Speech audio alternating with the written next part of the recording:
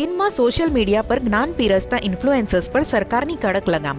Communist સરકારે ભર્યું પગલું. કોઈ પણ વ્યક્તિ પોતાને નિષ્ણાંત ગણાવીને આપી રહ્યું હતું સલાહ. નવા નિયમો મુજબ ડોક્ટર, વકીલ, મેડિસિન્સ, ફાઇનાન્શિયલ એડવાઇઝર અને શિક્ષક બનીને સલાહ આપતા ઇન્ફ્લુએન્સર્સે તેમની સત્તાવાર ડિગ્રી અને પ્રોફેશનલ લાયસન્સ રજૂ કરવું ફરજિયાત. ચીનની અબજો યુઝર્સ ધરાવતી એપ્સ જેમ કે ડ્યુઇન, વીચેટ અને લિટલ રેડ બુક સહિતની જવાબદારી રહેશે કે તેઓ પ્લેટફોર્મ પર યોગ્ય અને સાચી માહિતી સુનિશ્ચિત કરે. વધુમાં કન્ટેન્ટ ક્રિએટર્સે હવે તેમની માહિતીના પુરાવા રજૂ કરવા પડશે. વિડીયોમાં ઉપયોગમાં લેવાયેલા AI જનરેટેડ કન્ટેન્ટની પણ આપવી પડશે માહિતી.